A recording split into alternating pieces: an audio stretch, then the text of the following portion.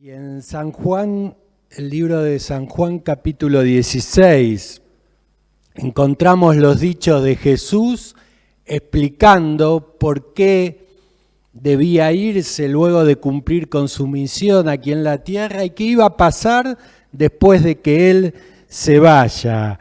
Precisamente el versículo 7 de San Juan 16 dice: pero les digo la verdad, es mejor que me vaya, porque si no el consejero, que es el Espíritu Santo, no vendrá a ustedes. En cambio, si me voy, se los voy a enviar.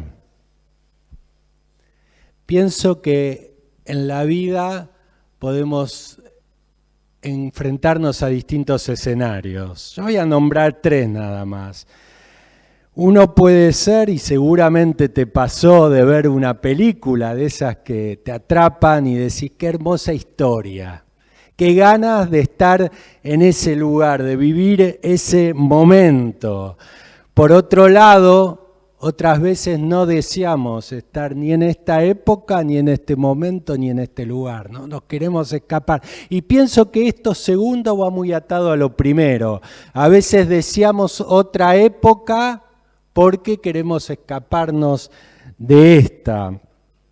Y por otro lado, la tercera situación, a veces estamos tan bien que no queremos ningún cambio.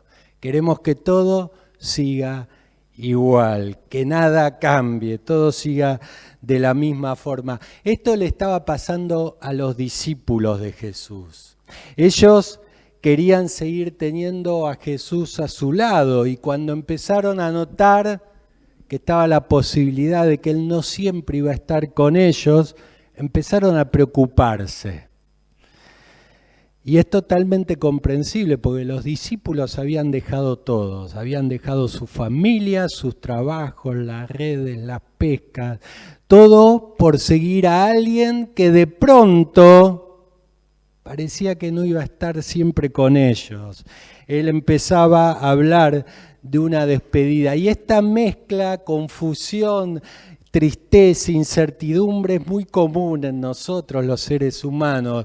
Jesús empezaba a notar esto, que ellos, frente a esto, el ánimo de ellos decaía. ¿Qué iba a suceder? San Juan 16:6 dice: antes, porque os he dicho estas cosas, tristeza ha llegado a vuestro corazón. Famosas palabras de Jesús.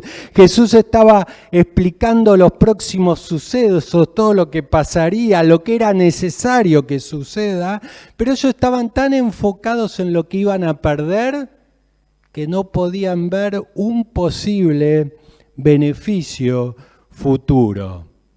Ahí aparece Pedro, como siempre, el más impulsivo, que intentó prohibirle a Jesús que vaya a la cruz, porque eso iba a pasar, él iba a ir a la cruz. Y en Mateo 16:22 aparece esta situación. Dice: entonces Pedro, tomándolo aparte, comenzó a reprenderle, diciendo: Señor, ten compasión, en ninguna manera esto te acontezca.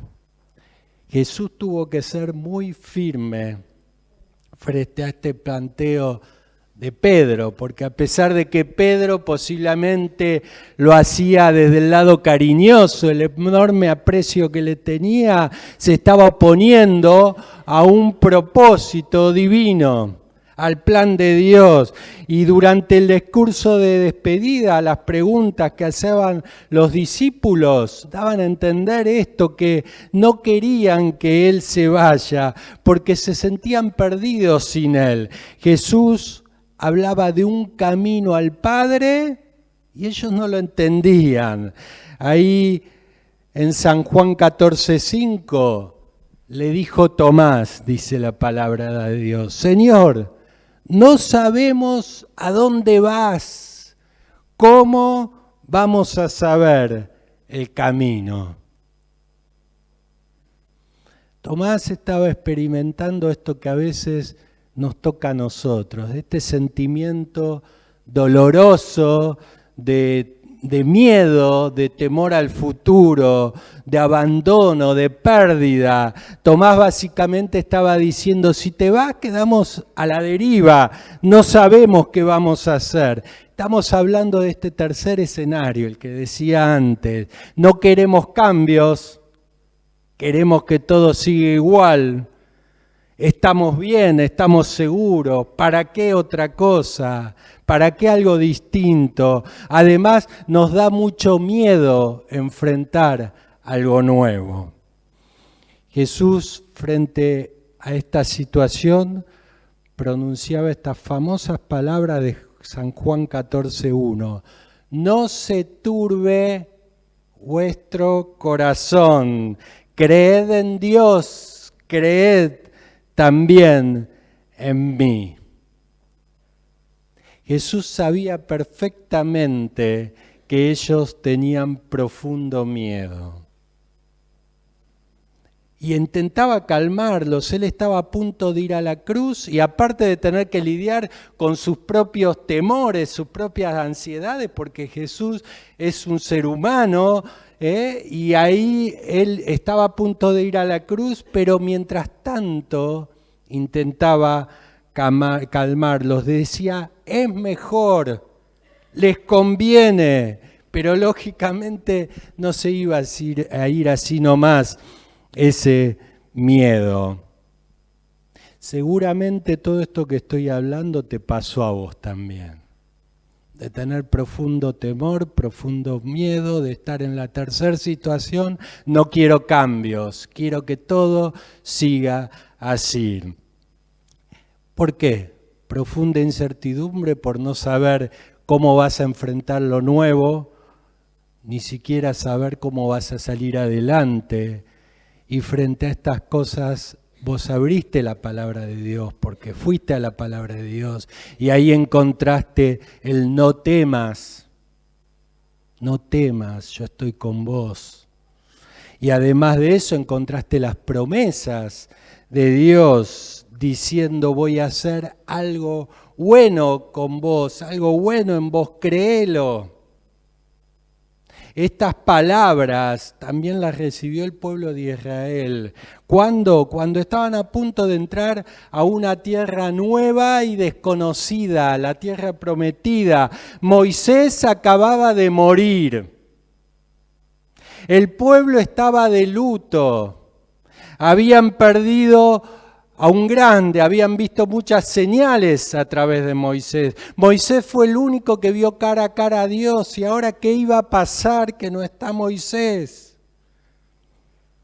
¿Qué va a pasar? El pueblo estaba acampando ahí en las llanuras de Moab y Josué, el nuevo líder que había sido puesta las manos por Moisés sobre él, se llenó de sabiduría. El espíritu de sabiduría vino a Josué. La tarea no era fácil. Había que cruzar el río Jordán, había que enfrentar a las naciones y había que repartir la tierra.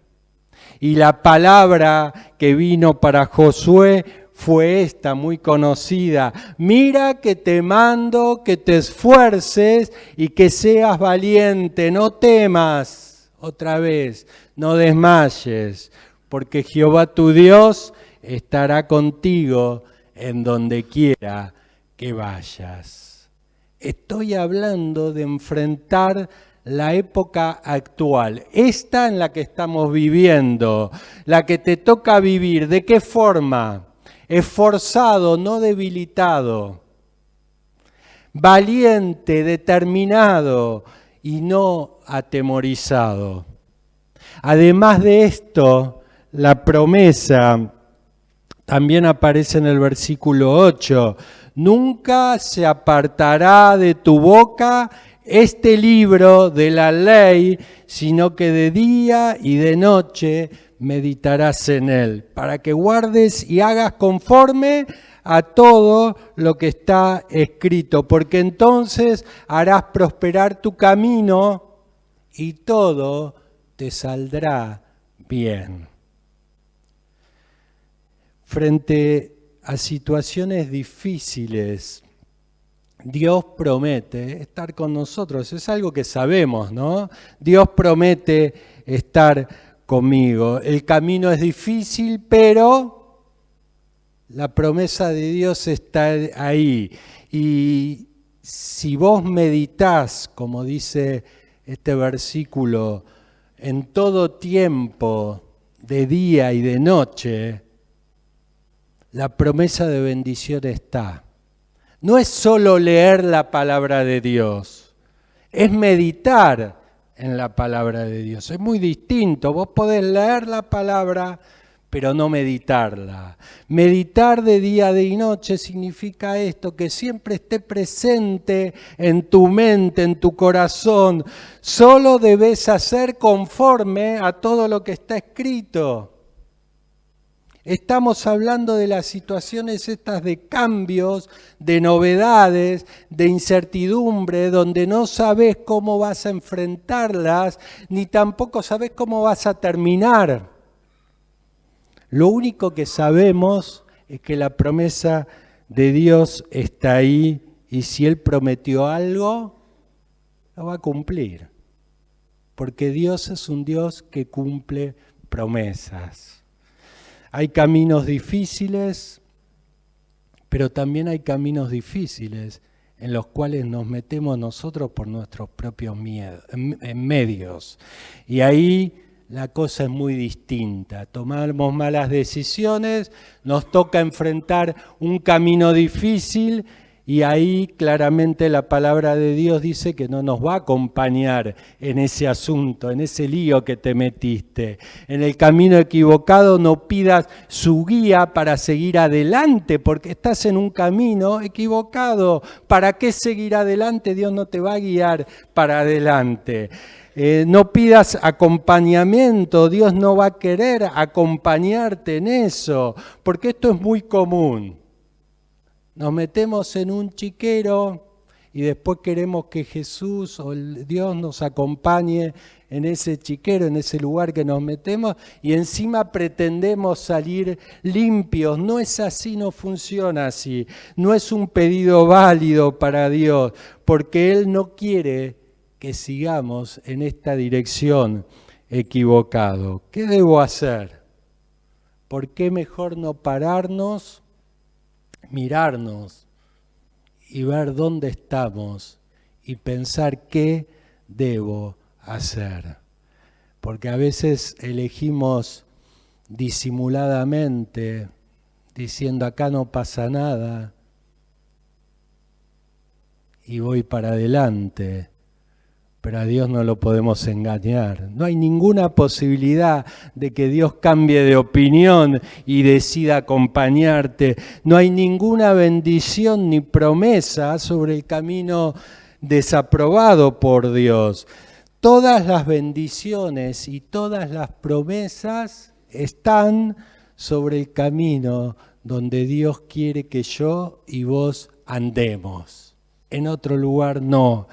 ¿Por qué no pegar el volantazo y ponernos en la senda correcta? ¿Por qué? No hagas más kilómetros en el camino equivocado, porque lo único que haces es alejarte. Y ojo, no estoy hablando de situaciones graves. A veces como creyentes también nos paramos en un camino equivocado. Y pensamos que por ser creyentes estamos aprobados y no es así. No es así. No sigas adelante porque lo único que haces es alejarte de Dios.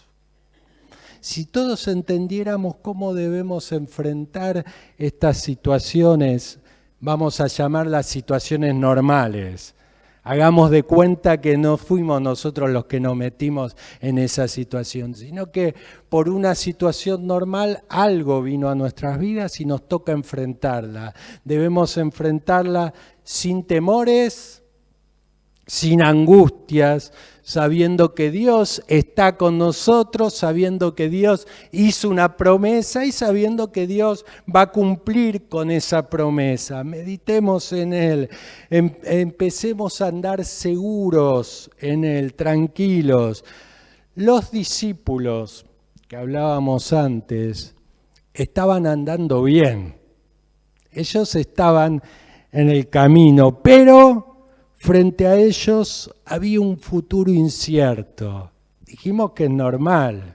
De pronto Jesús está por irse. Lo que ellos no entendían en ese momento, que era más conveniente, que el Espíritu Santo iba a venir, quizá lo iban a entender más adelante. De la misma forma que nos pasa a nosotros, a veces y muchas veces no entendemos lo que está pasando, pero quizá lo vamos a entender más adelante. Jesús intentaba aclararle lo más posible. Es conveniente, pero había que estar fuertes para poder aceptarlo. Detrás de estas palabras, las de San Juan 16:7, pero les digo la verdad, es mejor, les conviene que yo me vaya para que Él venga.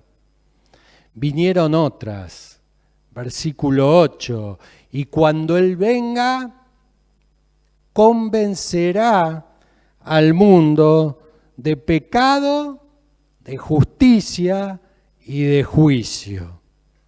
Y más adelante, versículo 13, aparece otra expresión que dice, pero cuando venga el Espíritu de verdad, Él os guiará a toda la verdad.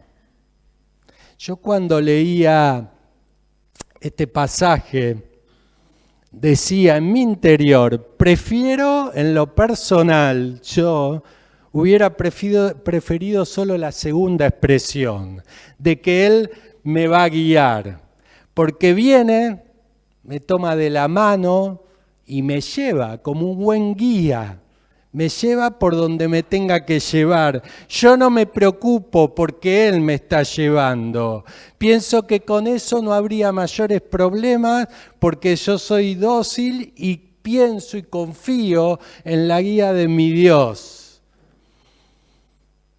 Pero me asusta que Él tenga que convencerme de algo.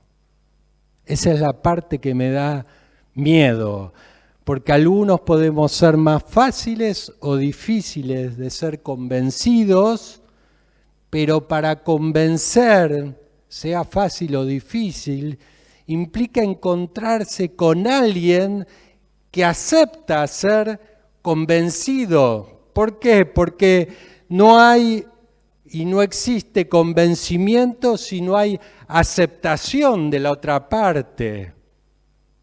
Llevar a alguien por un lugar donde la persona no quiere ir es un problema, intentalo.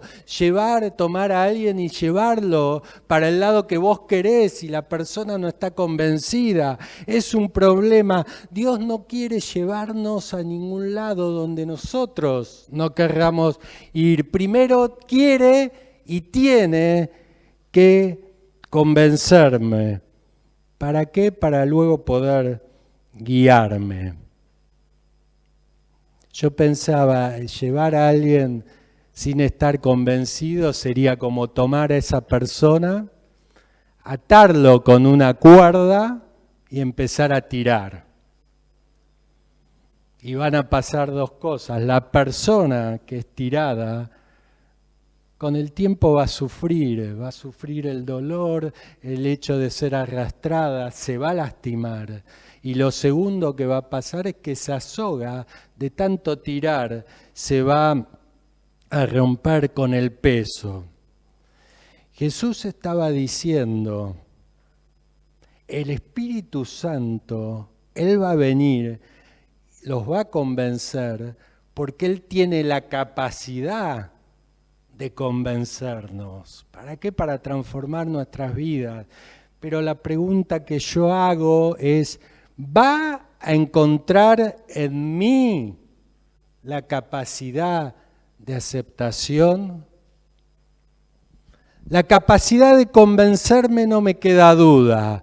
Donde me queda duda es mi parte.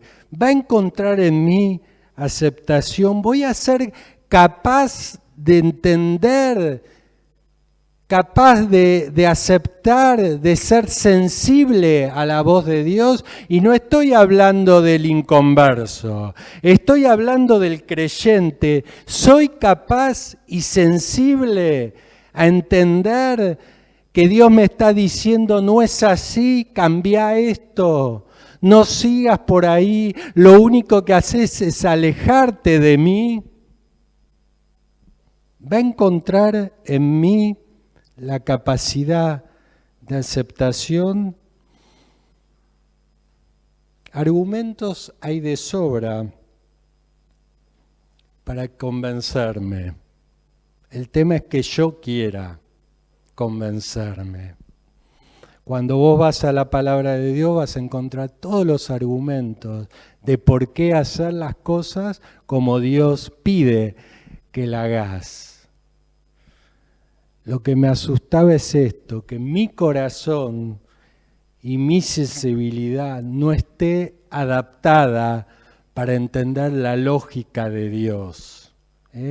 Porque Dios no va a hacer nada que no quiera yo hacer, ni tampoco nosotros podemos hacer algo por alguien si esa persona no quiere hacer algo por sí misma. Otra vez, intentalo. Jesús enfrentó constantemente estos desafíos. Rechazo, en su propia tierra él fue rechazado. Conflicto con las autoridades, ¿se acuerdan? ¿No? Todas las situaciones que tuvo que enfrentar Jesús con las autoridades. El mensaje era difícil de digerir. Era difícil, Jesús hablaba claramente, pero el corazón del hombre es tan complejo que muchas veces no queremos esa claridad, queremos otra cosa, hasta que Jesús tuvo que enfrentar a la cruz. Qué difícil. Jesús simplemente no quería que la gente estuviera de acuerdo con su mensaje. Él quería transformarlos a través de su mensaje, de su palabra. Y esto era la parte difícil que le tocaba. Él quería lograr un cambio en el comportamiento de las personas. Para convencer a alguien, vos tenés que movilizar la razón, lo tenés que hacer pensar. Mientras que para persuadir uno tiene que trabajar desde otro lado, desde los sentimientos. Y Jesús hacía las dos cosas. Él iba con la verdad, daba todos los argumentos y eran argumentos contundentes, evidencias que permitían entender esta verdad y luego intentaba crear el ámbito, el escenario, de acuerdo a todo lo que estaba diciendo, para que ellos mismos descubrieran el valor, el enorme valor que tenía esa verdad. No era convencer por convencer, para imponer una verdad. Era otra cosa, intentar que ellos elijan seguir los pasos de esa verdad. Estas enseñanzas, las enseñanzas de Jesús, se instalaban no solo en el intelecto, sino en el corazón de las personas, en la voluntad. Y cuando sucede esto, que no es solo intelectual, sino que es también se instala en nuestro corazón, el cambio sucede en nosotros. Jesús había tenido que lidiar con todo esto y los que finalmente habían entendido el mensaje, lo dijimos antes, no querían que Él se vaya. ¿Por qué? Y porque Jesús vino hacer un cambio radical en nuestras vidas. Imagínate vos en esa situación, en ese lugar. ¿Cómo vas a querer que se vaya la persona que vino a abrir tus ojos? Pero la promesa era aún mejor, porque Jesús le decía: es mejor, detrás de mí, decía él, viene algo mejor. Y hoy, vos y yo estamos viviendo esa época mejor. Esa época mejor. No te quejes de esta época. Estamos en la mejor época donde Jesús decía: es mejor. Esto que ellos en esa época no entendían, nosotros en esta época podemos entenderlo, podemos disfrutarlo y podemos vivirlo. El Espíritu Santo obrando en nuestras vidas, el Espíritu Santo, nuestro fiel compañero, decía la palabra, y cuando Él venga, convencerá al mundo de pecado, de justicia y de juicio. De pecado, por cuanto creen en mí; de justicia, por cuanto yo voy al Padre y no me veréis más; y de juicio, por cuanto el príncipe de este mundo, Satanás, ya fue juzgado, ya está condenado, ya tiene los días contados. Sin límites ni techo es una invitación a dejar que Dios obre en nuestras vidas. Sin límites. A nosotros, si vos sos creyente, el Espíritu Santo ya te convenció de que de justicia, todo lo que leímos. El Espíritu Santo puede hablar a tu corazón. De hecho, el Espíritu Santo es el que habla a nuestro corazón. No somos nosotros, no soy yo el que habla, no son los maestros los que enseñan, no somos nosotros los que expresamos algo, sino que es el Espíritu Santo que obra en las vidas de las personas. Nosotros no podemos hacer ningún cambio, no podemos forzar nada. Entender esto es entender la obra que hace el Espíritu Santo en nuestras vidas. Escuchamos muchas veces a varios hermanos decir: gracias a Dios, porque en esta iglesia se predica sana doctrina. Lo escuchamos, ¿no? Quizá lo escuchaste muchas veces, pero la pregunta es: ¿entendiste lo que significa eso? Significa que el hermano que está hablando está diciendo verdades que están en la palabra de Dios, pero además deja que Dios guíe la iglesia y los pasos de la iglesia. Y cuando en una iglesia pasa esto, Dios empieza a obrar a través del Espíritu Santo. El Espíritu Santo es el que va enseñando, es el que va diciendo, es el que va convenciendo, es el que va hablando al corazón. Y vos podés pensar: pero estás hablando vos, ¿qué me estás diciendo?